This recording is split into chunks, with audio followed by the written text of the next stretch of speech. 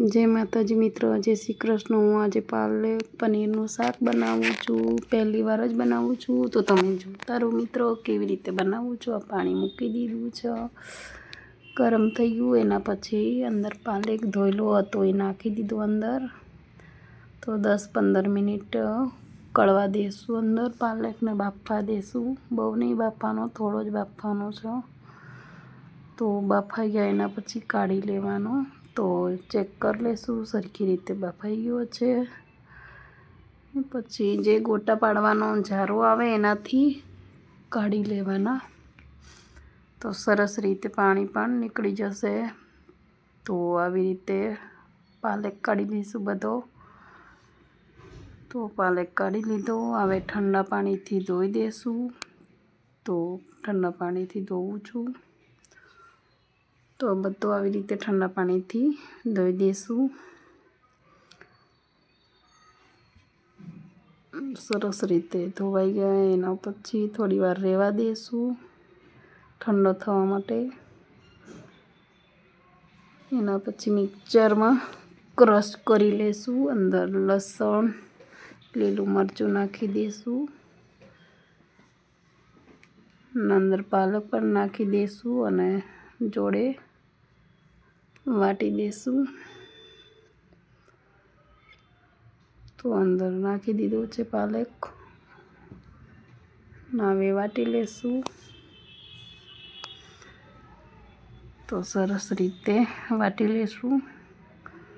તો સરસ વાટાઈ પણ ગયો છે, ચેક પણ કરી લીધો। જો મિત્રો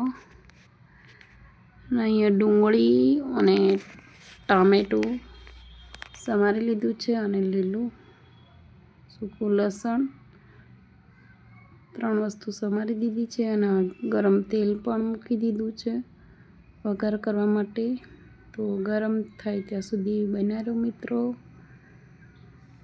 અને બહુ વધારે નહીં અને ઓછું એને મીડિયમ તેલ નાખશું।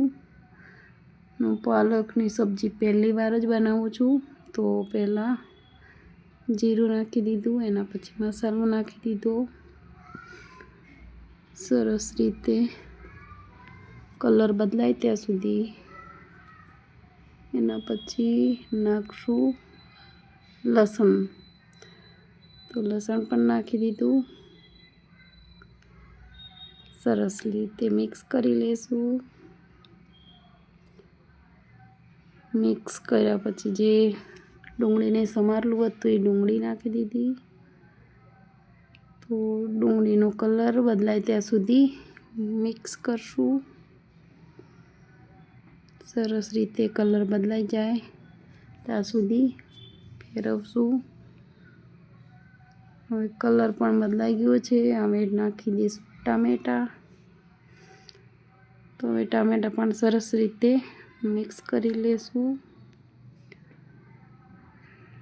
જો મિત્રો સરસ રીતે મિક્સ કરી લીધા છે અને મસાલો નાખશું। તો લાલ મરચું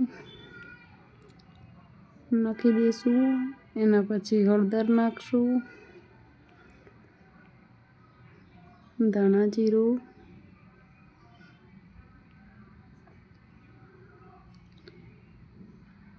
થોડું નમક નાખી દઈશું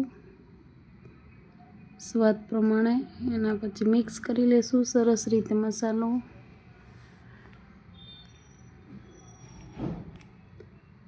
મિક્સ સરસ રીતે થઈ ગયો છે। સરસ રીતે ગ્રેવી પણ ચડી ગઈ છે।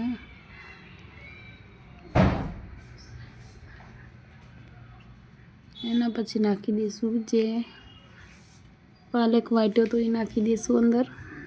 તો એ પણ પાલક પણ નાખી દીધો। સરસ રીતે મિક્સ કરી લેશું। મિક્સ સરસ રીતે કરી પણ લીધો છે। જો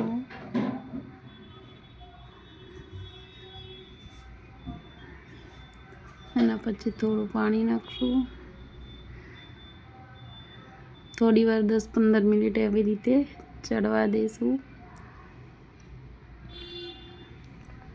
તો જો સરસ રીતે ચડી પણ ગયું છે અને તેલ પણ છૂટવા લાગ્યું છે।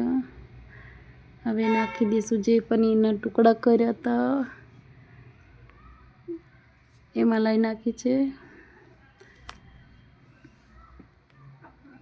મલાઈ નાખ્યા એના પછી થોડી વાર મિક્સ કરી લેશું. એના પછી પનીરના ટુકડા નાખશું. તો હવે નાખી દીધા પનીરના ટુકડા. તો મને પનીર બહુ ભાવતું નથી એટલે પનીરના ટુકડા અમે ઓછા નાખ્યા છે. સરસ રીતે મિક્સ કરી લઈશું. એના પછી ફરીથી તેલમાં વઘાર કરશું. તો થોડું તેલ લઈ લીધું છે, સૂકું મરચું લઈ લીધું છે. હવે વઘાર કરી દઈશું ફરીથી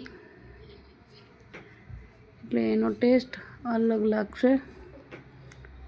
તો વઘાર પણ કરી લીધો, મિક્સ કરી લીધું. જેવો કલર ચેન્જ થઈ ગયો ને સરસ રીતે જેવો. તો અમે તો પહેલી વાર બનાવ્યું છે એટલે આવી રીતે બનાવ્યું છે. તમે કેવી રીતે બનાવો છો એ પણ કોમેન્ટમાં જણાવજો મિત્રો. આ છે અમારું પનીરની સબ્જી. જમવા માટે બેસી પણ ગયા. જો તમારે જમવું હોય તો ચલો મિત્રો. તમને વિડીયો ગમે તો લાઈક, શેર, સબસ્ક્રાઈબ અને કોમેન્ટ કરજો. ને મેં પનીર પાલકનું સબ્જી કેવી બનાવી છે એ પણ કોમેન્ટમાં જણાવજો. અને મેં બનાવી છે, પહેલી વાર જ બનાવી છે. તો તમને પનીરનું શાક સારું લાગે તો કોમેન્ટમાં જણાવજો મિત્રો. અહીંયા વિડીયો પૂરો થાય છે.